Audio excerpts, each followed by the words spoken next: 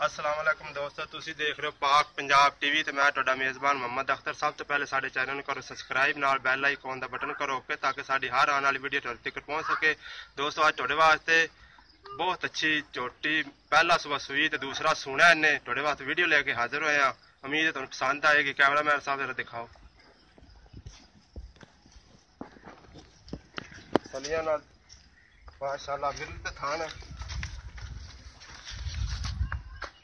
मुंडे सिंह कालियां अखां काली शाह नीली प्योर नीली दी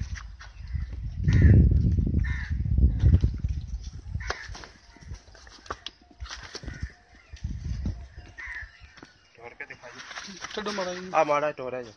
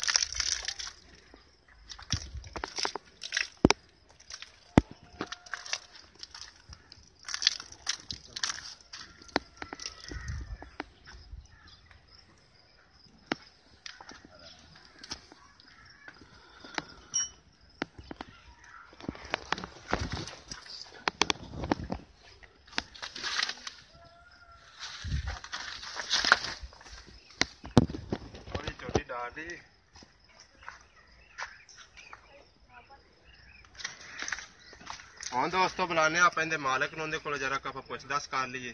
आओ भाईजान। अस्सलाम वालेकुम। ये नाम पा अपना? मोहम्मद सरवर जी। मोहम्मद सरवर साहब अपनी घर दी मझ? हाँ जी घर दी मझ। ठीक है। पहला सूबा भी तुहाडे कोल रही? ਸਾਡੇ ਕੋਲ ਰਹੀ ਜੀ। ते दूसरा सूबा आना ने सुना ਜੀ। ते पहले सूबे कितना दुध चोंद रहा जी? ਪੰਜ ਛੇ ਕਿਲੋ ਜੋਰਾ ਜੀ ਫਾਲ ਛੱਡ ਕੇ। ਦੋ ਥਾਂ ਛੱਡ ਫਾਲ ਛੱਡ ਤੇ 5-6 ਕਿਲੋ ਜੋਰਾ। दो थान फाल नूं छड्ड के 5-6 सिर दुध चोंदे रहे ने पहले सूबे बगैर वंडे तो नीरे पट्ठियां ते। ते ज़ाहिरी गल है कि दूसरे सूबे च आके दुध वधदा घटदा नहीं दा। तकरीबन 8 सिर नूं मूंह पावेगी हुण एक डंग दा।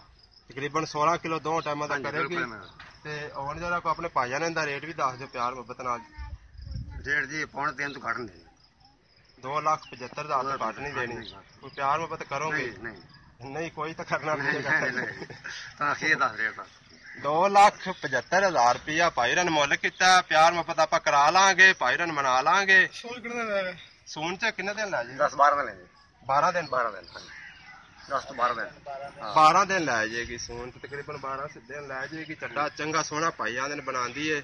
ते साडा नंबर लग्या डिस्क्रिप्शन दे विच। साडे नाल राबता कर सकदे 0304 399 539। मिलने दोस्तों अगली वीडियो ते। अल्लाह हाफिज़।